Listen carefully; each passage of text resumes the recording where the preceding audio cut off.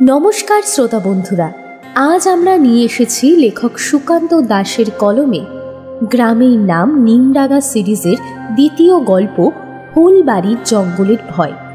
এই সিরিজের প্রথম ও দ্বিতীয় গল্প যারা শুনেছেন এবং গল্পটিতে আপনারা ভালোবাসা দিয়েছেন তাদের জন্য গল্পের বইমেলার পুরো টিমের পক্ষ থেকে অসংখ্য ধন্যবাদ।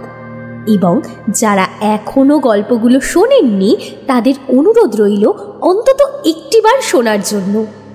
আজকের গল্প পাঠে রয়েছে শুভজিৎ, অন্যান্য চরিত্রে রয়েছে বুবাই, মৌমিতা, নীল, কৌশিক, শুভজিৎ। শব্দগ্রহণ ও আবহে নিহান্স প্রোডাকশন হাউস, পোস্টার ডিজাইনে শুভজিৎ। তাহলে আর বেশি দেরি না করে চলুন আমাদের আজকের গল্পটি শুরু করা যাক। লেখক সুকান্ত দাসের কলমে গ্রামের নাম নিমডাঙ্গা সিরিজের দ্বিতীয় গল্প ফুলবাড়ির জঙ্গলের ভয়।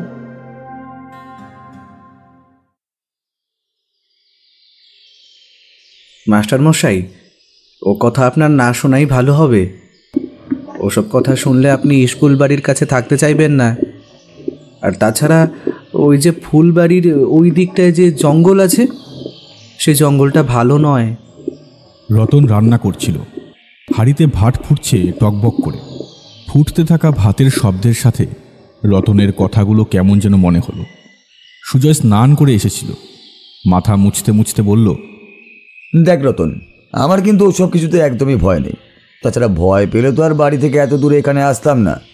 আর আজ আমার ছুটি, আজ রবিবার। তাছাড়া স্কুল যে কবে ভালোভাবে শুরু হবে সেটাও আমি জানি না।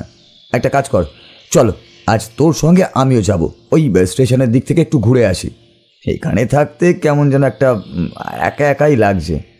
কথা বলতে বলতে সুজয় দেওয়ালের কাছে গিয়ে দাঁড়ায়। একটা আয়না জোগাড় করেছে সে। সেই আয়নায় দেখতে পায় খোলা দরজা দিয়ে বাইরের পরিবেশটা। এই ছোট্ট ঘরটা স্কুল বাড়ির পেছনের দিকে। এই ঘরের পেছনের জানলাটা দিয়ে বাইরের জঙ্গল দেখা যায়। একপাশে জানলা দিয়ে দেখা যায় স্কুল বাড়িটা। দরজাটা জঙ্গলের একপাশের পথ দিয়ে একটু ঘুরে এগিয়ে গেছে গ্রামের মাঠের দিকে। রতন এক মনে নিজের কাজ করে চলছিল। সুজয় নিজের কাজ সেরে পোশাক বদলে নিয়ে আবার বলল, আচ্ছা বাজার কিছু করতে হবে না।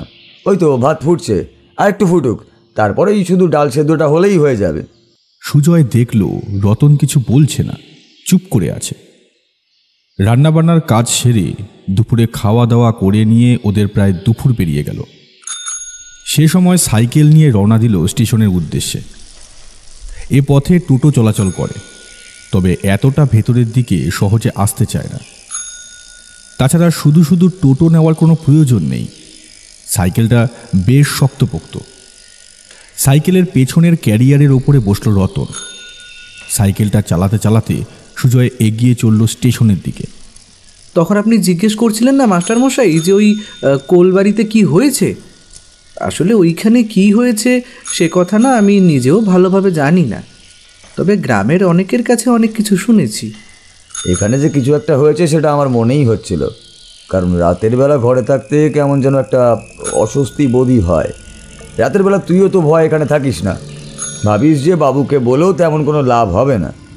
যেখানে এখন স্কুল বাড়ি রয়েছে সেখানে নাকি আগে এক সময় কবরস্থান ছিল। এই নিমডাঙ্গা গ্রাম এখন যেমন আপনি দেখতে পাচ্ছেন, আগে কিন্তু তেমন ছিল না। দূরের দিকে পাশের গ্রামের কাছাকাছি কয়েকটা ঘর ছিল। এই দিকটা তখন সমস্তটাই ছিল ফুলবাড়ির জঙ্গল। আর সেই জঙ্গলের মধ্যে মাঠের কাছে ফুলবাড়ির জায়গায় লম্বা কবরস্থান ছিল। কথাটা শুনেই সুজয়ের যেন কেমন একটা অস্বস্তি হলো। কবরস্থান তো তার ঘরে জানলা থেকেই দেখা যায়। রাতের বেলাও সেদিকে মাঝে মাঝে তাকিয়েছে সে। কবরস্থান ছিল যখন, তাহলে ওখানে স্কুল বাড়ি তৈরি হলো কেন? আচ্ছা, এই নিমডাঙ্গা গ্রাম কি আগে এখানে ছিল না? আপনাকে যে কথা বলছি তা এখন থেকে অনেক বছর আগের কথা। তখন আমি কেন, আমার বাবারও বোধহয় জন্ম হয়নি, তখনই ওইখানে সেই কবরস্থান ছিল। আশেপাশের গ্রামের লোকেরা ওই কবরস্থানে মাঝে মাঝে আসতো, মানে মৃতদেহ কবর দেওয়ার জন্য এলেও রাতের অন্ধকারে যাতে ওই কবরস্থানের কাছে আসতে না হয় এমন চেষ্টাই করত। আশেপাশের গ্রামের সমস্ত লোকেরা, নিমডাঙ্গা গ্রাম তখন অনেকটা দূরে যেমন ছিল, ঠিক তেমনই সেই গ্রামের জনসংখ্যাও কম ছিল। হিন্দু মুসলিম দুরকম পরিবারই মিলিয়ে সেখানে থাকত। তা একদিন ওই কবরস্থানের কাছের জঙ্গলের পথ ধরে বাড়িতে ফিরছিল একটা পরিবার। তাদের মধ্যে ছিল একজন লোক আর একজন স্ত্রী। তাদের সঙ্গে ছিল তাদের বছর 12-13 একটি ছেলে। কবরস্থানের পাশের পথ দিয়ে যে রাতের বেলা হাঁটাচলা করা নিষেধ সে কথা ওরা জানত, কিন্তু সেদিন এমন অবস্থায় পড়েছিল যে ওই পথ দিয়েই ওদের ফিরতেই হতো। কবরস্থানের কাছাকাছি ওরা এসেছে, এমন সময় ওদের যেন মনে হলো কবরখানার আশেপাশে যেন কালো কালো ছায়ার মতো কারা অন্ধকারে ঠিক এইমাত্র লুকিয়ে পড়ল। রতন কথাগুলো বলে চলছিল। সাইকেল চালাতে চালাতে সুজয় সামনের দিকে তাকিয়ে তার কথা শুনে চলেছে। সূর্যটা পশ্চিম আকাশের প্রায় মাথার ওপর জ্বলজ্বল করছে, চারপাশে রোদের আলোয় ঝকমক করছে। সোজা গ্রামের পথ, একপাশে ফাঁকা জমি, কয়েকটা ঘর চোখে পড়ে, কিন্তু তারপরে আবার সমস্ত কিছু নিস্তব্ধ, নিশ্চিন্ত। রতন একটু চুপ করে থেকে আবার বলতে শুরু করল। তাদের মধ্যে যে পুরুষ, সে বুঝতে পেরেছিল বিপদ ঘনিয়ে এসেছে। রাতের বেলায় যে এই পথে আসাটা তার ঠিক হয়নি এটা আন্দাজ করতে পেরেই সে বলল, এই রাতের বেলা এই পথে এসে আমরা বোধহয় বড় বিপদে পড়েছি। তুমি একটা কাজ করো, ছেলেটাকে নিয়ে সামনের দিকে হাঁটতে থাকো, আমি তোমাদের পেছন পেছন আসছি। কবরখানাটার দিকে লক্ষ্য না রাখলে বিপদ হতে পারে। কিন্তু তুমি পিছনে থাকবে, যদি সামনে থেকে কিছু হয়? আমি আগেই বলেছিলাম আজকে রাতটা না হয় থেকেই যেতাম, পরদিন সকালেই বাড়ি ফিরতাম, কিন্তু তুমি তো আমার কোনো কথাই শুনলে না। ভুল যে একটা হয়েছে সেটা তো বুঝতেই পারছি, কিন্তু এখন ওসব নিয়ে আর কথা বলে লাভ নেই। তার চেয়ে বরং তুমি যাও, আর তুমি ছেলেটাকে নিয়ে যাও, আমি তোমাদের সঙ্গে সঙ্গেই আসছি। ওরা দুজন চারিদিকে খেয়াল করতে করতে সামনের দিকে এগিয়ে চলল। ছেলেটার প্রচণ্ড ঘুম পেয়েছিল, তাই সে ঘুমিয়ে পড়েছিল। ঘুম চোখে তাকে সেখান থেকে তুলে কোনো রকমে হাতে ধরে ওরা নিয়ে আসছিল। বছর 12-13 হলেও তার বুদ্ধি কিন্তু তেমন হয়নি। একটা রোগ ছিল তার, একটু বোকা ধরনের ছিল সে। এই সমস্ত কিছু দেখেও সে কিন্তু কোনো কথা বলল না। ঘুমের ঘোরে চুপ করে মায়ের হাত ধরে হাঁটতে লাগলো। কবরখানাটা ছিল বেশ লম্বা। এখন যতটা জায়গা নিয়ে স্কুল বাড়ি, তার চেয়েও খানিকটা বেশি জায়গা নিয়েছিল সেই কবরখানাটা। আর সেই লম্বা কবরখানার এক ধারে ছিল নিমডাঙ্গা গ্রামে যাওয়ার রাস্তা। ওরা যতই সামনের দিকে এগোয় ততই যেন মনে হয় অন্ধকার থেকে কারা যেন ওদের পিছু নিয়ে চলেছে। লোকটার হাতে একটা টর্চ ছিল, কিন্তু বারবার চেষ্টা করেও কোনো একটা কারণে সে টর্চ জ্বালাতে পারল না। অনেকটা হেঁটে আসার পর কবরখানার মাঝামাঝি পর্যন্ত ওরা চলে এলো। ঠিক এমন সময় সেই ছেলেটি কবরখানার দিকে আঙুল দেখিয়ে বলল, বাবা, বাবা, ও আমায় ডাকছে, আমার ছেড়ে দাও বাবা, আমি ওর কাছে যাই। ছেলেটির এমন কথা শুনে তার বাবা মা ভয়ে যেন আধমরা হয়ে গেল। তারা ভীষণভাবে ভীত হয়ে পড়ল। চারপাশে ঘুটঘুটে অন্ধকার, তার মধ্যে দিয়ে কোনো রকমে ওরা সামনের দিকে এগিয়ে চলেছে। এমনটা হওয়ার কথা ছিল না। পাশের গ্রাম থেকে ওরা সন্ধেবেলাতেই বেরিয়েছিল, আর সেই মতো মাত্র আধ ঘন্টার মধ্যে নিমডাঙ্গা গিয়ে পৌঁছবার কথা ছিল। পথে একটা গরুর গাড়ি পথের মাঝখানে পড়ে এমনভাবে আটকে রইল কিছুক্ষণ, যার কারণে ওরা সময় মতো এবারে আসতেই পারল না। আর নিচে নেমে যে চলে আসবে সেটাও সম্ভব নয়। গ্রামের পথের দুপাশে ঢালু জমি নিচে নেমেছে। সেই জমিতে ধান চাষ হয়েছে, জমিতে জল কাদা রয়েছে। সেই জল কাদা ঠেলে তো আর যাওয়া যায় না। তাছাড়া ছেলেটি ছোট, সঙ্গে একজন স্ত্রীলোক রয়েছে। এখন এমন কিছু হুট করে করাও যাবে না যাতে ওরা বিপদে পড়ে। কেউ ডাকছে না বাবা, চলো বাড়ি চলো, বাড়ি গিয়ে তারপর ঘুমোতে হবে। ওসব কথা তুমি শুনো না। না বাবা, ওই শোনো না, ডাকছে। ওই দেখো, ওই যে ওই গাছটার কাছে কে যেন দাঁড়িয়ে আছে, আমায় তার কাছে যেতে বলছে। আমায় ছেড়ে দাও, আমায় ওর কাছে যেতে হবে। এমন অবস্থা দেখে স্ত্রীলোকটি হাউমাউ করে কেঁদে উঠে বলল, তোমায় আগেই বলেছিলাম আমার ছেলের ওপরে ওদের নজর পড়েছে। ওই কবরখানায় যারা থাকে তারা ভালো নয়, ওদের নজর ভালো নয়। এখন বেশি কথা বলো না, চলো ছেলেকে ধরে রাখো, দরকার হলে জোর করে নিয়ে চলো এখান থেকে। ছেলেটি কেমন যেন নাছোড়বান্দার মতো দুজনের হাত ছাড়িয়ে কবরখানার দিকে ছুটে যেতে চাইল। ওরা দুজনে মিলে তাকে শক্ত করে ধরে রেখেছে। ছেলেটির গায়ে যেন প্রবল জোর। সে তখন প্রায় পাগলের মতো চিৎকার করে বলছে, আমায় ছেড়ে দাও, আমায় ছেড়ে দাও, আমায় ডাকছে, ওর কাছে আমায় যেতেই হবে। অন্ধকারে কবরখানার পাশের পথের মধ্যে দাঁড়িয়ে ওরা দুজনে পুরো বিপদে পড়ে গেল। চিৎকার করলেও এখানে কারো সাহায্য পাওয়া যাবে না। আশেপাশের গ্রাম তো দূরের কথা, একটা সামান্য কুঁড়ে ঘর পর্যন্তও নেই। এখান থেকে মিনিট 10-15 হেঁটে গেলে তারপরে নিমডাঙ্গা গ্রাম শুরু হচ্ছে। যদি ভাগ্য ভালো থাকে তাহলে সেই দিকে 2-1জনকে পাওয়া যেতে পারে, কিন্তু অন্ধকার নামলে গ্রামের লোকেরা আর জেগে থাকে না। সেই লোকটি কাঁদতে কাঁদতে ছেলেকে জড়িয়ে ধরে রইল। আর ঠিক তখনই ছেলেটি একটা হ্যাঁচকা টান দিয়ে স্ত্রীলোকটিকে মাটির উপর ফেলে দিল। লোকটি ব্যাপারটা বুঝতে পারার আগেই তার হাতটা ছুটে গেল ছেলেটির কাঁধের কাছ থেকে, আর সঙ্গে সঙ্গে অন্ধকারের মধ্যে সে হুড়মুড় করে ছুটে গেল কবরখানার দিকে। কবরখানা যদি হয় তাহলে তো তার চারপাশে দেওয়াল কিংবা অন্য কোনো বাউন্ডারি থাকবে, তবে সেই বাউন্ডারি পেরিয়ে এসে ভিতরেই বা ঢুকলো কী করে? মাস্টারমশাই, আপনি শহরের কবরখানা দেখেছেন, ওসবে অনেক কিছু থাকে, পাঁচিল ঘেরা থাকে, তারপর অনেক বড় বড় পাথরের ফলক থাকে, ওসব তো আমিও দেখেছি। কিন্তু গ্রামের কবরখানা আপনি ভালোভাবে দেখেননি। মাস্টারমশাই, কখন আপনি কবরখানার মধ্যে ঢুকে পড়বেন তা বুঝতেই পারবেন না। শুধু দুপাশে ঢিবির দিকে ভালো করে লক্ষ্য করলেও বুঝতে পারবেন এখানে ওখানে উঁচু হয়ে আছে। যখন গ্রামের দিকে মারণ রোগ দেখা যেত তখন মৃতদেহ যেখানে সেখানে ওরা পুঁতে রাখত। সেখানেই হিন্দু মুসলিম ওসব ভুলে গিয়ে সবাই মৃতদেহ কবর দিত। মাঝে মাঝে সে কবর বৃষ্টির জলে ধুয়ে পাতলা হলে শিয়াল কুকুর কবরের ভেতর থেকে মৃতদেহ খুঁজে বার করত। রতন যে এমনভাবে এত কথা বলতে পারে তা কিন্তু সুজয়ের কখনো মনে হয়নি। রতন তার পেছনে বসেছিল, তার মুখটাও দেখা যাচ্ছিল না। সুজয় কিন্তু কিছু বলল না, শুধু মাথা নাড়ালো, এমনভাবে যেন সে সব কিছু বুঝতে পেরেছে।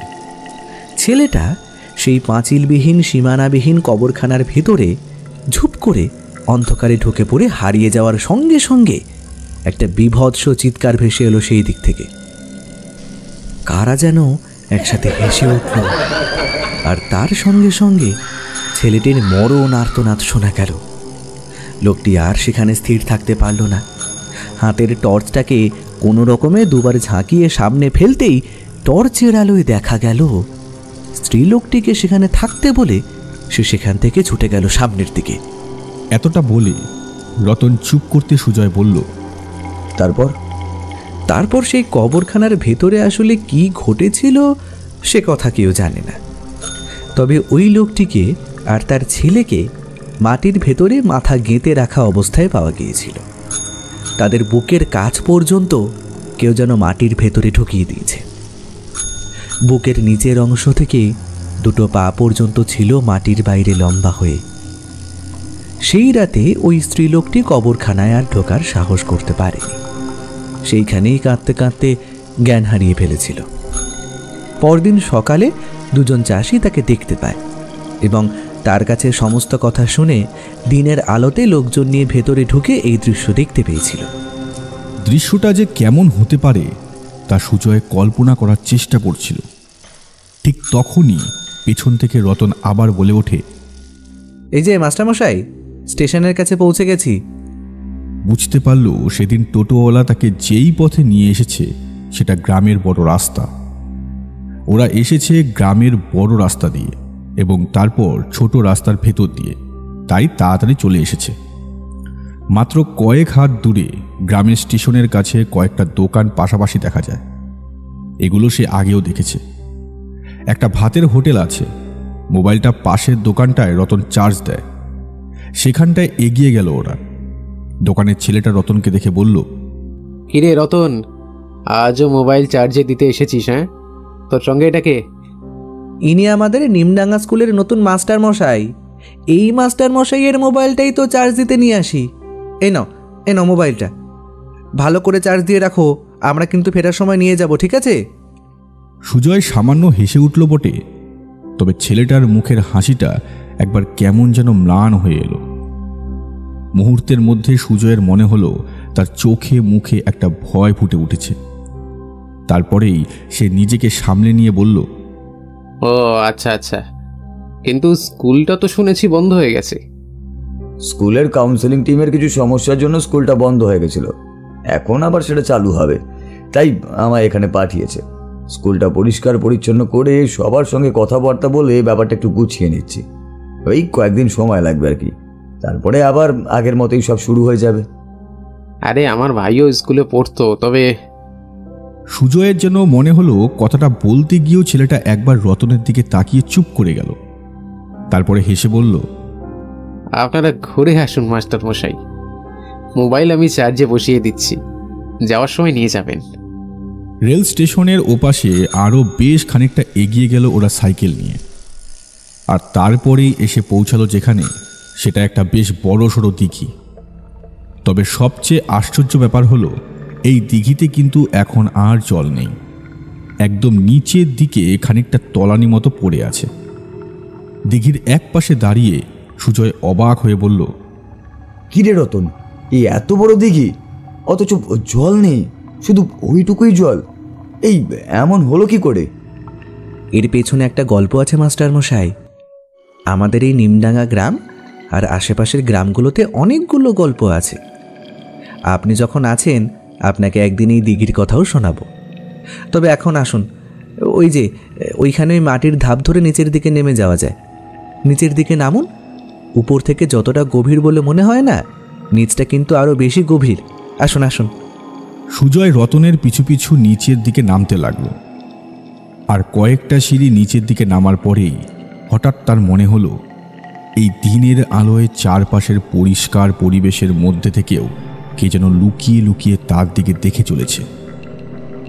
আকাশে সাদা পেঁচার তুলোর মতো মেঘ অল্প হাওয়ায় ভাসতে ভাসতে এক প্রান্ত থেকে অপর প্রান্ত পর্যন্ত ছুটে চলার ব্যর্থ প্রয়াস করছে। গাছের ডালগুলো ওকে ছোঁয়াছুঁয়ি করতে করতে মাঝে মাঝে ক্লান্ত হয়ে যেন নুইয়ে পড়ছে। ঠান্ডা হাওয়া ঘাড়ে মাথায় চোখে এসে লাগছে। কিন্তু তার মধ্যে এমন একটা অদ্ভুত ব্যাপার অন্যরকম মনে হলো, আর সেটাই শুধু বুঝতে পারছিল না। রতন ধাপ ধরে নিচের দিকে নামতে নামতে কি যেন বলতে থাকে।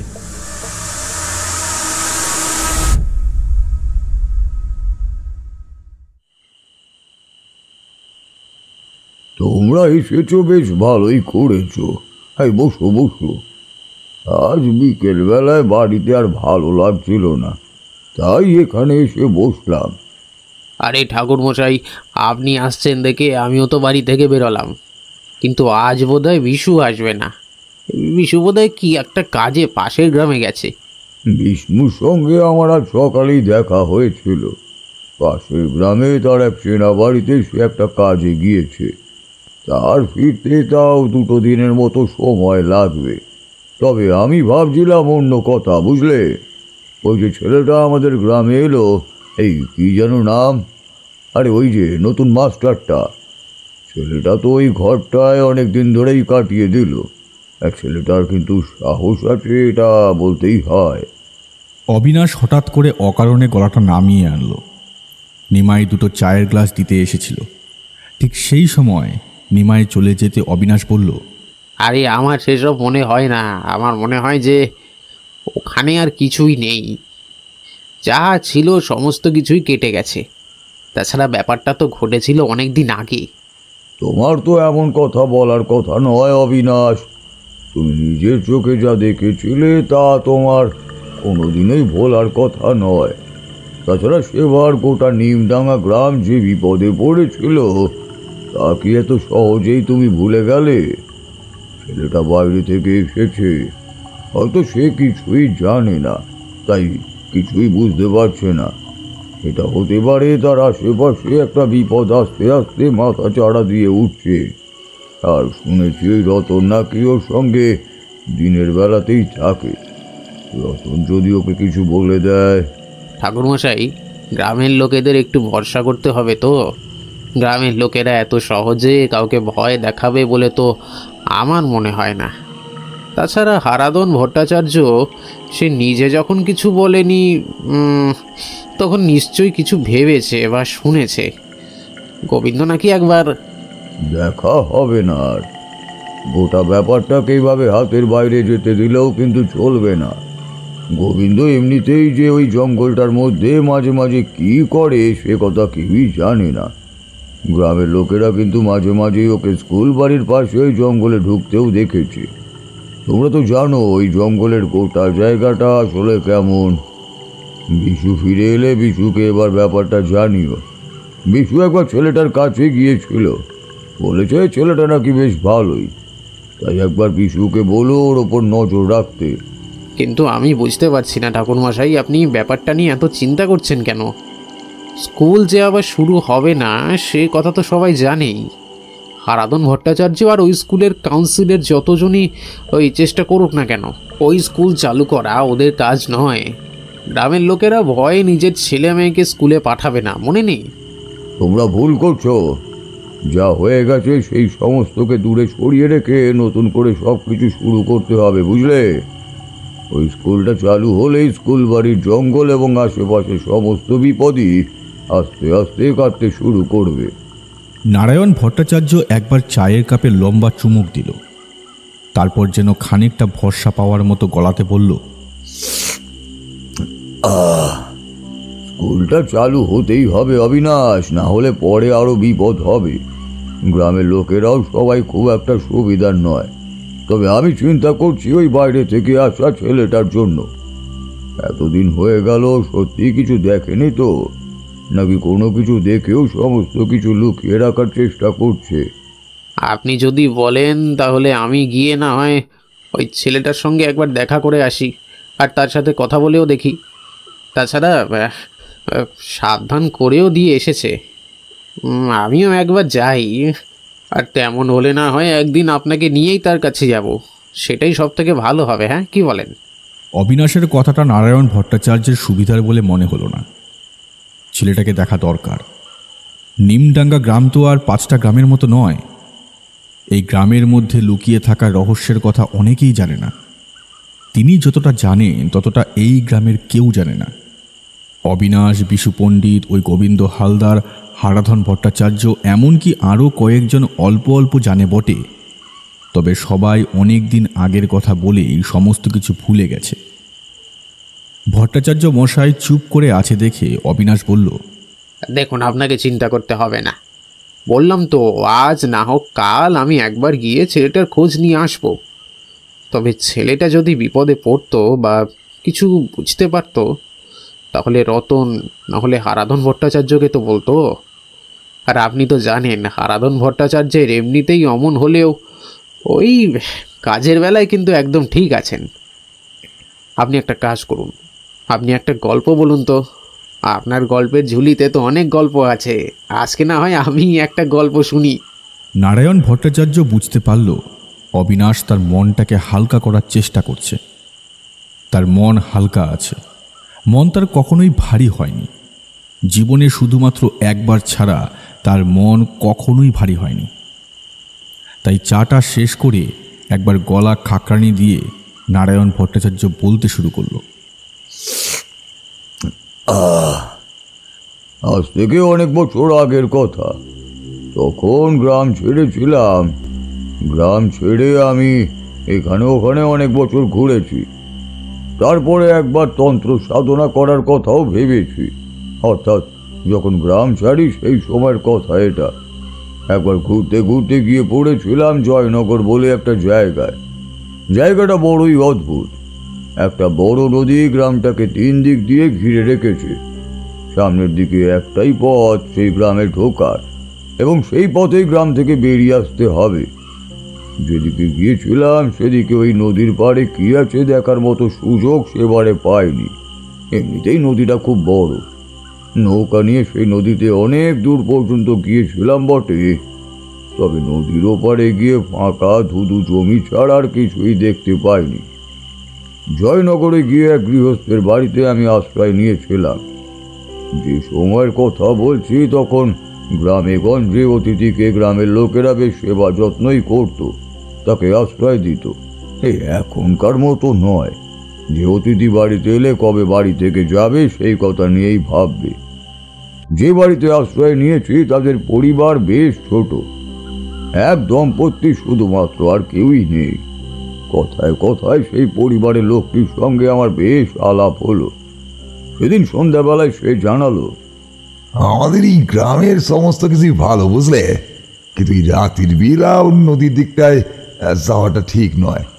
সেদিকে গেলে অদ্ভুত অনেক কিছুই দেখা যায়। মাঝে মাঝে বিপদও পড়েছে অনেকেই। কেন বিপদে পড়েছেন কেন? সেই কথাটা ঠিক বলতে পারবো নি, কারণ আমি তো কখনো যাইনি। তবে সব সময় কিন্তু ব্যাপারটা হয় না। মাঝে মাঝে রাতের বেলা ওই নদীর দিকে গ্রামের জেলেদের দল মাছ ধরতে গেলে তারা অনেক কিছুই দেখতে পায়। তার কথা শুনে মনে মনে বেশ কৌতূহলী হলো। মনে মনে ভাবলাম, গ্রামের নদীর কাছে যখন অদ্ভুত কিছু ঘটে তাহলে সেটা আমায় একবার দেখতেই হবে। তুমি তো জানোই অবিনাশ, কৌতূহল আমার মধ্যে ছোটবেলা থেকেই ছিল। তখনও তন্ত্র সাধনায় নিজেকে বিলীন করে দিইনি। তবুও মনে মনে কৌতূহল হতেই সেদিন স্থির করলাম সন্ধ্যার পর সেই নদীর ধারে যাব। দেখতে দেখতে দিনটাও কেটে গেল। সেদিন আর যাওয়া সম্ভব হলো না। পরদিন সেখানে যাব বলে স্থির করেছি। যাদের বাড়িতে গিয়েছিলাম তারা কুমোর, মাটির হাঁড়ি, কলসি এই সমস্ত তাদের বাড়ির এক পাশেই চাই করে রাখা। তার মধ্যে বসে বাড়ির কর্তা কাজ করে চলেছে, বাড়ির এটা ওটা কাজ করছে। আমি আর কি করি, গ্রামের পথে এখানে ওখানে ঘুরে বেড়ালাম, আর ঘুরতে ঘুরতেই নদীর ধারে গিয়ে পৌঁছলাম। নদীটা বেশ বড় এবং তার কাছের পাড়টাও যেন ফাঁকা। দূরে দূরে কয়েকটা বড় বড় গাছ দেখা যায়। তাছাড়া সবুজ ঘাসের জমি আর নদী বরাবর লম্বা অনেক দূর পর্যন্ত চলে গেছে। গ্রামের সবচেয়ে শেষের বাড়িটাও নদীর ধার থেকে বেশ খানিকটা দূরে। এক পাশে একটা ঘাট মতো রয়েছে, সেখানে কয়েকটা জেলের নৌকা বাঁধাও রয়েছে। বুঝতে পারলাম এখান থেকে জেলেরা নদীতে মাছ ধরতে যায়। গৃহস্থের বাড়ির পেছনের দিকটা একটা ছোট ঘর ছিল, সেটাই আমার জন্য বরাদ্দ করেছিল ওরা। 2-3 দিন সেখানে সেই বাড়িতে থাকার পরেও কিন্তু সেখান থেকে যাওয়ার কথা ওরা আমায় একবারও জিজ্ঞাসা করেনি। রাতের বেলা ওরা ঘুমিয়ে পড়তেই আমি ঘর থেকে বেরিয়ে পড়লাম। হাঁটতে হাঁটতে গিয়ে পৌঁছলাম সেই নদীর ধারে। দিনের বেলা দেখা নদীর পাড় আর রাতের বেলা দেখা নদীর পাড়ের মধ্যে বিস্তর ফারাক। আকাশের চাঁদটাও জল জলে হয়ে যেন আমার দিকে তাকিয়ে চলেছে। ফুটি ফাটা তারাগুলো এখানে ওখানে ছড়িয়ে থেকে যেন নিজেদের গুছিয়ে ফেলার একটা তীব্র প্রয়াস করছে। মাঝে মাঝে ঠান্ডা শিরশিরে হাওয়াও ভেসে আসছে।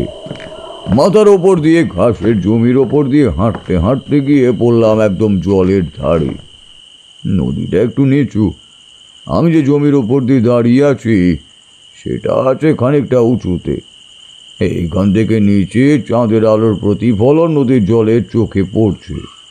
অল্প ঢেউয়ে সেটা যেন মাঝে মাঝে ভেঙে ছড়িয়ে যাচ্ছে, আবার জোড়াও লাগছে। এক অদ্ভুত পরিবেশ। চারপাশে কোথাও কেউ নেই। ঠান্ডা সনসনে হাওয়া, চাঁদের মায়াবী আলোর মধ্যে একাকী আমি দাঁড়িয়ে রয়েছি। এই নদীর জলের কাছে অনেকক্ষণ চুপ করে দাঁড়িয়ে আছি। এমন সময় কোথা থেকে যেন একটা কান্নার শব্দ শুনতে পেলাম। যেন কেউ কাঁদছে।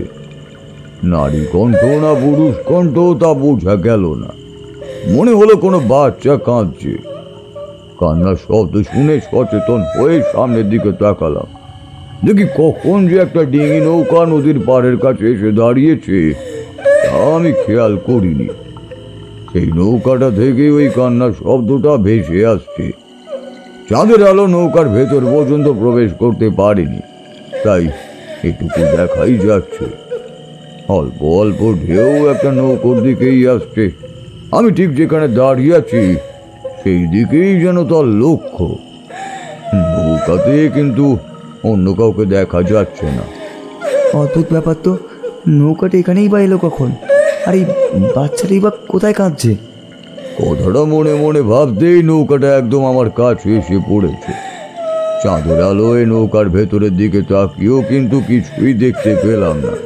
তবে একটু অদ্ভুত অনুভূতি হলো, যেন মনে হলো নৌকার ভেতরের অন্ধকার জায়গাটা কেমন যেন জীবন্ত, মাঝে মাঝে নড়ে উঠছে। আর এত বেশি অন্ধকার যে চাঁদের আলো ভেতরে প্রবেশ করতেও পারেনি। জেলের ডিঙি নৌকা একদম কাছাকাছি চলে এলে তার পাটাতন থেকে শুরু করে সমস্ত কিছুই ভালোভাবে দেখা যায়। কিন্তু আমি অবাক হয়ে দেখলাম নৌকার ভেতরের অংশের কোনো কিছুই আমি দেখতে পাচ্ছি না। একটা বাচ্চা যে সেখান থেকেই কাঁদছে সেটাও বোঝা গেলেও তাকে তো আমি দেখতেও পাচ্ছি না। ভালো করে সেদিকে তাকিয়ে দেখতে দেখতেই হঠাৎ মনে হলো আমার ঠিক পেছনে কে যেন এসে দাঁড়িয়েছে। সঙ্গে সঙ্গে গোটা শরীর কেমন যেন শিরশির করে উঠল। ঝোঁকের মাথায় রাতের বেলা এই নদীর ধারে এসে বোধ হয় বড্ড ভুল করে ফেললাম। কথাটা ভাবার সঙ্গে সঙ্গেই পেছন দিকে ঘোরার চেষ্টা করলাম, কিন্তু আমার মাথাটা কেউ যেন সামনের দিকে চেপে ধরেছে। পেছনের দিকে ঘোরার চেষ্টা করলেও পারলাম না। দুটো হাত যেন পাথরের মতো হয়ে গেছে। নদীর জলের কাছে দাঁড়িয়ে রয়েছি। ঠিক তখনই লক্ষ্য করলাম ডিঙি নৌকাটার সেই অন্ধকারের ভেতর থেকে বেরিয়ে আসছে দুটো কালো লম্বা হাত। সেটা চোখের নিমেষে ছুটে এসে আমার গলার কাছটা চেপে ধরলো। তারপর হ্যাঁচকা টানে আমায় নামিয়ে নিয়ে যাওয়ার চেষ্টা করলো নিচের দিকে। কিন্তু আরো একটা ব্যাপার আমি লক্ষ্য করলাম, একটু আগে পেছনে যে এসে দাঁড়িয়েছে সে যেন আমাকে পেছন থেকে চাপতে ধরেছে, পেছনের দিকে হ্যাচকা টানতে শুরু করেছে। সে এমন এক অবস্থা তা তোমায় আমি বলে বোঝাতে পারবো না গো অবিনাশ। জীবনে যে কয়েকবার প্রচন্ড ভয় পেয়েছিলাম তার মধ্যে ওই একবার। তখন তো আর কিছুই জানা নেই, সাধনা তন্ত্র এসব সম্পর্কে আমার কোনো ধারণাই নেই। মনে মনে ভাবি যে শুধু শুধু পথে পথে ঘুরে তো আর কিছুই হবে না, যদি তান্ত্রিক হতে পারি তাহলে ভালো হয়। কিন্তু মনে মনে ভাবলেই তো আর ক্ষমতা পাওয়া যায় না, তার জন্য কঠোর থেকে কঠোরতম পরিশ্রম করতে হয়। আমি অবাক হয়ে ভাবছি, টানাটানিতে কিছু হোক আর না হোক আমার মাথাটা যদি একবার গলা থেকে আলাদা হয়ে যায় তাহলে স্কন্দ কাটা হয়ে জয়নগর গ্রামের নদীর ধারে আমায় সারা জীবন থাকতে হবে। কিন্তু তেমন কিছুই হলো না। এক সময় পেছনের দিকে আমায় জাপটে ধরা অদৃশ্যের হাতের টানে নদীর ধার থেকে ছিটকে গিয়ে পড়লাম পেছনের দিকে। আর তখনই নদীর জলের দিক থেকে একটা তীব্র গর্জন করে উঠল কেউ। সেই গর্জন না শুনলে বিশ্বাস করতে পারবে না, মানুষের গলা ওটা কখনোই হতে পারে না। যেন একটা হিংস্র বাঘ তার সঙ্গে একটা অচেনা পাখি একসাথে ডেকে উঠেছে।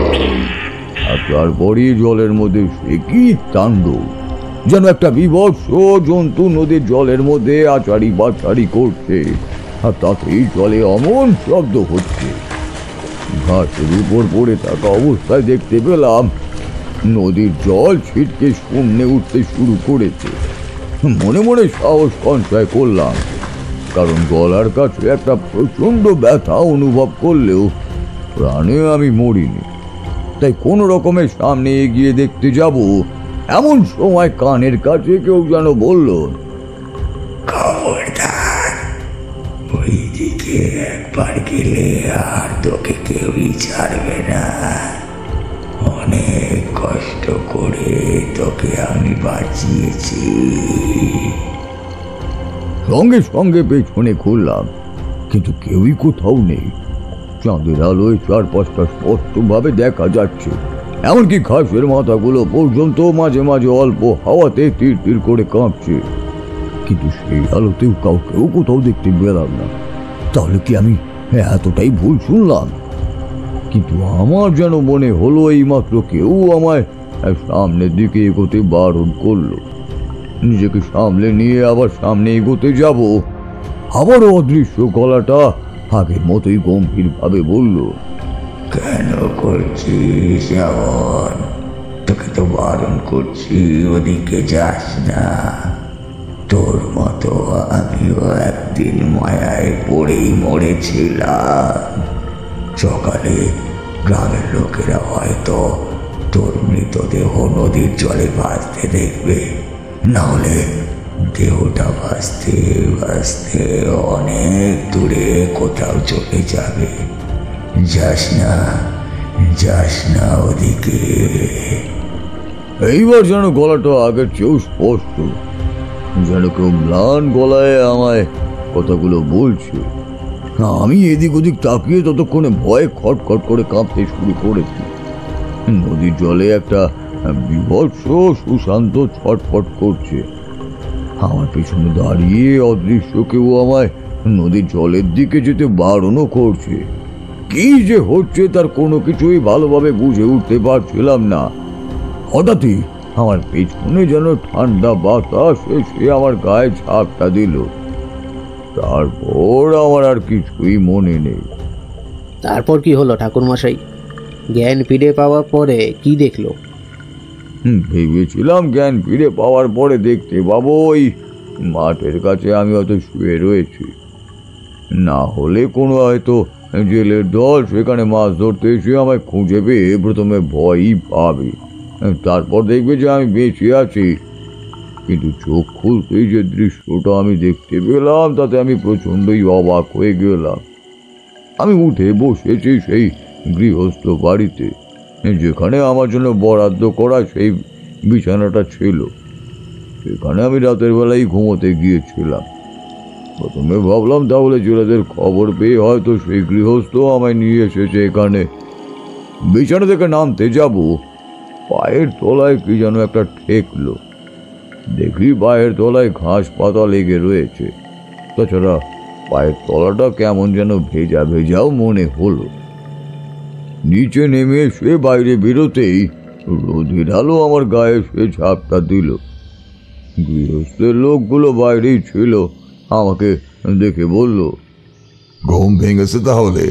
প্রতিদিন তো সকাল সকাল উঠো, আজ কি হলো বলো তো? আমি ভাবলাম রাতে বোধহয় তোমার ভালো ঘুম হয়নি। আচ্ছা কটা বাজে দেখেছো?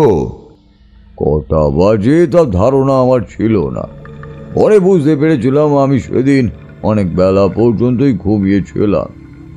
অথচ গৃহস্থ এমন কিছুই বলেনি যাতে মনে হয় আগের দিন রাতে অদ্ভুত কিছু ঘটেছে বলে। যদি সে আমায় ওই নদীর পাড় থেকে নিয়ে আসতো তাহলে নিশ্চয়ই সে কথা বলতো। সে আর সেই বিষয়ে একটা কথাও আমাকে বলেনি। আমি সেদিনটাই শুধু সেই বাড়িতেই ছিলাম। তার পরের দিন সকালেই সেখান থেকে বেরিয়ে উল্টো পথে ফিরে এসেছিলাম। তবে জয়নগর গ্রামের সেই নদীর ধারে আসলে যে আমার সঙ্গে কি হয়েছিল তা আমি নিজেও ভালোভাবে বলতে পারবো না। নারায়ণ ভট্টাচার্য গল্প শেষ করতেই অবিনাশ একটা দীর্ঘশ্বাস ফেলল, বলল, বুঝতে পেরেছি ঠাকুরমশাই। ওই নদীর জলের কাছে রাতের বেলা আপনি গেলে নির্ঘাত মারা পড়তেন, তাই কেউ আপনাকে বাঁচিয়ে দিয়েছিল। তবে যে বাঁচিয়ে দিয়েছিল সে নিজেই হয়তো তার হাতে মরেছিল। কি আর করা যাবে ঠাকুরমশাই, পৃথিবীতে সবাই তো আর খারাপ নয়। হ্যাঁ, মাঝে মাঝে ভালো হয়, বুঝলেন? গল্প শেষ হতে অবিনাশ আরও 2টো চায়ের অর্ডার দিল। নিমাই চা দিয়ে যাওয়ার একটু পরেই সেখানে এসে ঢুকল গোবিন্দ হালদার, তার সঙ্গে তার 2 চেলা। তারা অন্যদিকে লম্বা বেঞ্চের কাছে বসে চা খেতে খেতে তার সঙ্গে সিগারেট টানতে লাগলো, আর তার সঙ্গে এলোমেলোভাবে কথা বলতে লাগলো। তবে কথায় কথায় একবার গ্রামের নতুন মাস্টার মশাই মানে সুজয় মণ্ডলের কথা শুনতে পেল নারায়ণ ভট্টাচার্য আর অবিনাশ। লোকটা বেশি দিন টিকবে না, বুঝলি? গ্রামের যা অবস্থা, গ্রামের ছেলেমেয়েরা নাকি আবার পড়াশোনা করবে, দেখবি একটু বড় হলেই চাষবাস করবে, আর গ্রামের মেয়েগুলো রান্নার কাজ শিখে বিয়ের জন্য তৈরি হবে। তাহলেই তো হলো, গ্রামের লোকেরা আবার করবে পড়াশোনা। কি হবে ওসব করে? তার চেলাদের মধ্যে থেকে কেউ যেন কিছু বলল, তবে শেষ হবে ওরা কান দিল না। শুধু একবার গোবিন্দ বলল, কিন্তু আমি ভাবছি অন্য কথা। ওই স্কুল বাড়িতে আর তার আশেপাশের জায়গা তো ভালো নয়। লোকটার যদি কিছু হয়ে যায় তখন সমস্যা হবে। দেখ, ও মরল কি বাঁচলো তাতে আমার কিছু যায় আসে না, কিন্তু বাইরের একটা লোক আমাদের গ্রামে এসে বিপদে পড়লে তখন আবার পুলিশের ঝামেলায় পড়তে হবে, তারপর আবার আমাদের সমস্যা। কথাটা বলে গোবিন্দ এদিক ওদিক তাকিয়ে দেখল। ঠাকুরমশাই আর অবিনাশ সঙ্গে সঙ্গে নিজেদের মতোই কথা বলতে শুরু করলো। তারপর যখন ওরা বুঝতে পারল গোবিন্দ কিছু শুনছে না, তখন আস্তে আস্তে অবিনাশ বলল, আমারও আগেই সন্দেহ হয়েছিল ঠাকুরমশাই, এই গোবিন্দ স্কুলের কাছে নিশ্চয়ই কিছু একটা করেছে, এমন কিছু একটা করেছে যেটা মোটেই ভালো নয়। বিশু ফিরলে বিশুকে আমার সঙ্গে দেখা করতে বলো, আর বিশুকে বলো ওই আশেপাশেটা একটু ভালো করে নজর রাখতে। সেই কাজটা ভালোই করতে পারবে। তেমন হলে গ্রামে দু একজনকে সঙ্গে করেও নিতে পারে। গ্রামের ভালো লোকেরা এখনো আছে, তারা আমার কথা শুনলে সকলেই রাজি হবে। তবে তুমি কিন্তু আজ একবার যেও, বুঝলে? আজ একবার গিয়ে ওই নতুন মাস্টার মশাইয়ের সঙ্গে কথা বলে দেখো তো কিছু বুঝতে পারছো কিনা। গোবিন্দ চলে যেতেই অবিনাশ আর নারায়ণ ভট্টাচার্য উঠে পড়ল। আর বসতে ইচ্ছে হলো না। তাছাড়া পশ্চিম আকাশে কেমন মেঘ জমতে শুরু করেছে। বিকেল পেরিয়েছে, সূর্যটা পশ্চিম আকাশের একদম কোণে হেলেছে। একটু পরেই নিমডাঙ্গা গ্রামটাকে বিদায় জানিয়ে সমুদ্রের মাঝে ডুব দেবে। মোবাইলটা? দোকানের ছেলেটা মোবাইলটা এগিয়ে দেওয়ার সময় রতনকে আস্তে আস্তে কি যেন বলল। রতনও আস্তে আস্তে কি একটা বলল। তারপর বেরিয়ে এসে সাইকেলে উঠতেই সুজয় প্রশ্ন করল, এই দোকানের ওই ছেলেটা তোকে কি বললো রে? আর আস্তে আস্তেই বা বললো কেন? আসলেও বলল মাস্টার, মানে নতুন মাস্টার মশাইকে তার বেশ পছন্দ হয়েছে। ওর ভাই তো আমাদের স্কুলেই পড়তো, তাই যদি স্কুলটা খোলে তাহলে ওরও ভালো লাগবে। তাই আস্তে আস্তে বলল। আপনি শুনতে পেলেও লজ্জা পেত। আরে এই গ্রামের অনেক কিছুই তো তুই জানিস, তাই না? অনেকের সঙ্গেই তোর কথা হয়, দেখা হয়, কিন্তু এত অল্প বয়সে তুই এসব করিস। পড়াশোনা করিস না কেন? তাছাড়া পড়াশোনা কে করবে? কি করব বলুন তো মাস্টার মশাই? পড়াশোনা করতে গেলে তো 2 গ্রাম দূরে একটা স্কুল আছে, সেখানে যেতে হবে। তাছাড়া পড়াশোনা করতে অনেক সময় লাগে। বাবা অসুস্থ, ভালোভাবে কাজ করতে পারে না। মা কোনো রকমের সংসার চালায়। তা যদি আমিও কাজে হাত না লাগাই তাহলে তো হবে না। আর পড়াশোনা করেই বা কে বড়লোক হয়েছে বলুন তো? রতনের শেষের কথাটা শুনে সাইকেল চালাতে চালাতে সুজয় হেসে উঠে বলল, ওরে, পড়াশোনা করে বড়লোক হওয়া না গেলেও পড়াশোনা করে কিন্তু মানুষ হওয়া যায়। যদিও এখন মানুষ হওয়াটা আর আগের মতো নেই রে। ছাড়, তুই বুঝবি না। রতন সে কথার উত্তর দেয় না। মানুষ হওয়া আর বড় মানুষ হওয়া এসব তার ভাবনার বাইরে। খেয়ে দিয়ে মোটামুটি চলে যেতে পারলেই হলো তার। কিন্তু সুজয় ভেবে চলছিল রতনের বলা কথাগুলো। সেই মাটির ধাপে শুকিয়ে আসা দিঘির মাঝে নেমে যে কথাগুলো রতন বলল, সে কথাগুলো শুধু এখনো বিশ্বাস করে উঠতে পারেনি। কিন্তু রতন মিথ্যে কথা বলছে সেটাও একবারও মনে হয়নি। গোটা গল্পটা সে এমনভাবে বলেছে যেন তার নিজের চোখে দেখা, অথচ সেই ঘটনা আজ থেকে অনেক বছর আগের। বাকি রাস্তা রতন আর কিছু বলল না। সুজয় তার বাড়ির কথা একথা ও কথা শোনালো। মোবাইলটার চার্জ দেওয়া হয়ে গিয়েছিল। সুজয় মনে মনে স্থির করল ঘরে ফিরে একবার ফোন করতে হবে। ততক্ষণে বিকেল পেরিয়েছে। সূর্য পশ্চিম আকাশে একটু আগে অস্ত গেছে। গ্রামের পথটা কেমন যেন অন্ধকার। সাইকেল চালাতে চালাতে অল্প এগিয়ে এসে হঠাৎ করে পেছন থেকে রতন সুজয়ের জামার কাজটা খামচে ধরল। তারপরে কেমন যেন অদ্ভুত গলায় বলল, আর সামনে যাবেন না মাস্টারমশাই। রতনের এমন অদ্ভুত কথা, এমন অদ্ভুত গলার স্বরে কেমন যেন একটু চমকে উঠল সুজয়। তবে সঙ্গে সঙ্গে সাইকেলের প্যাডেলটা থেমে গেল। চারপাশটা কেমন যেন অন্ধকার হতে শুরু করেছে। সঙ্গে মোবাইল রয়েছে, তাছাড়া পকেটে একটা ছোট টর্চও আছে, কিন্তু সেগুলো জ্বালাবার প্রয়োজন হয়নি। অন্ধকার হলেও গ্রামের পথটা ভালোভাবে দেখা যাচ্ছে। তাছাড়া উল্টো দিক থেকে গাড়ি ঘোড়া আসার বিপদ এদিকটায় কম। এখন ছোট মতো জঙ্গল বলা চলে, বড় বড় গাছ ছড়িয়ে রয়েছে। সুজয় থেমে যাওয়ার সঙ্গে সঙ্গেই একটা ব্যাপার বুঝতে পারল। সামনের দিকের পথের যে বাঁকটা রয়েছে, সে বাঁকের পরে স্কুল বাড়ির সামনের মাঠে এসে নামবে। ওই বাঁকের কাছে একটা বড় গাছের তলায় কে যেন দাঁড়িয়ে আছে। রতন তখনও তার জামাটা চেপে ধরে রয়েছে। তারপর ছোট লাফ দিয়ে সাইকেলের কেরিয়ার থেকে নিচে নেমে রতন বলল, মাস্টারমশাই, আপনার টর্চটা জ্বালান একবার। টর্চ জ্বালিয়ে সুজয় সামনের দিকে ফেলতে যাবে, তার আগে রতন তার হাত থেকে টর্চটা নিয়ে নিল। তারপর টর্চের আলো সোজা গিয়ে ফেলল সেই গাছের তলায়, যেখানে কেউ একটা দাঁড়িয়ে রয়েছে বলে মনে হচ্ছিল তার। এক মুহূর্তের হলদে টর্চের আলোয় সুজয় যেটা দেখতে পেল, তাতে তার বুকের ভেতরটা কেমন যেন ছ্যাঁত করে উঠল। গাছের পেছনের দিকে যে মুখটা একটু আগে হারিয়ে গেল, সেই মুখে একটা বীভৎস চাউনি, চোখ দুটো সাদা ধবধবে, মুখের দাঁতগুলো এলোমেলোভাবে বাইরে বেরিয়ে এসেছে। টর্চের আলো তার মুখে গিয়ে পড়তেই যেন চট করে লুকিয়ে পড়ল। আর তার আগেই তার মুখ থেকে বেরিয়ে এসেছিল একটা তীব্র আর্তনাদ। সুজয়ের গোটা শরীর যেন থরথর করে কাঁপতে লাগলো। সাইকেলটা সে ধরে রাখতে পারল না, হুড়মুড় করে নিচে পড়ে গেল। রতন এক হাতে টর্চ ধরে অন্য হাতে সাইকেলটা টেনে তুলল। তারপরে গম্ভীর গলায় বলল, আমাদের এইখানে কিছুক্ষণ অপেক্ষা করতে হবে মাস্টারমশাই, ও না চলে গেলে আমরা ওখানে যেতে পারবো না।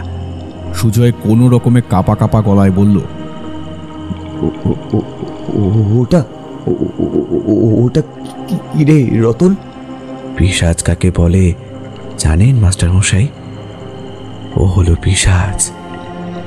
ফুলবাড়ির ওই পাশে যে জঙ্গল আছে, সে জঙ্গলের ভেতরেই ও থাকে।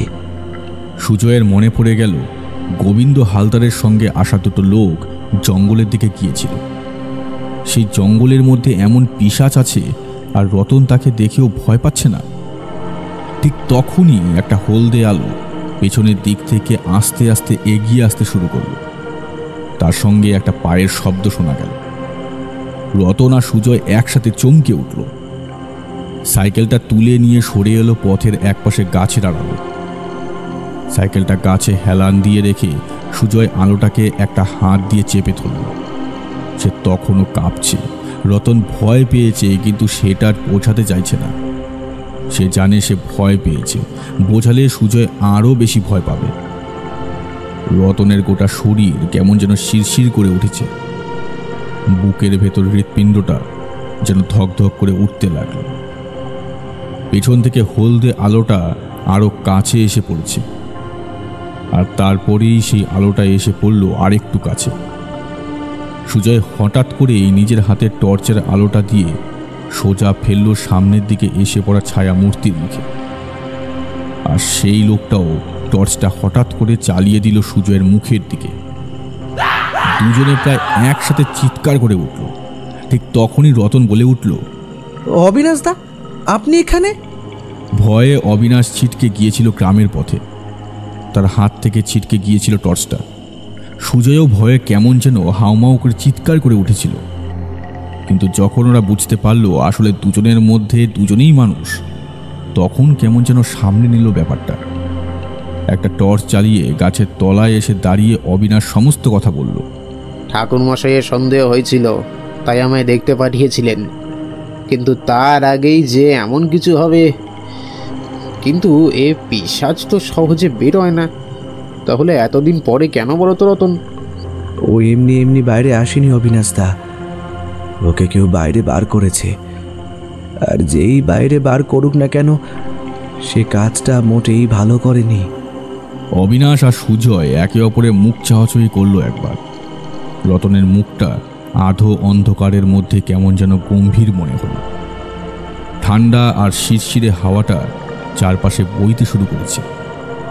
ওরা দুজনে আরও খানিকটা এগিয়ে এলো সামনের দিকে। একটা বছর 15-16 বাচ্চা ছেলে স্থির হয়ে শক্ত কাঠের মতো দাঁড়িয়ে আছে, আর অবিনাশ ও সুজয় ভয়ে যেন ঠকঠক করে কেঁপে চলেছে। তারপর ওরা তিনজনে মিলে টর্চের আলোয় গ্রামের পথ পেরিয়ে এগোতে লাগলো ফুলবাড়ির দিকে। ফুলবাড়িতে ঢোকার আগে তিনজনের নজর একবার চলে গেল স্কুল বাড়ির একপাশে সেই ফুলবাড়ির জঙ্গলের কাছে। আর ঠিক তখনই জঙ্গলের ভেতর দিক থেকে অদ্ভুত গলায় কে যেন খিক খিক করে হেসে উঠল একবার।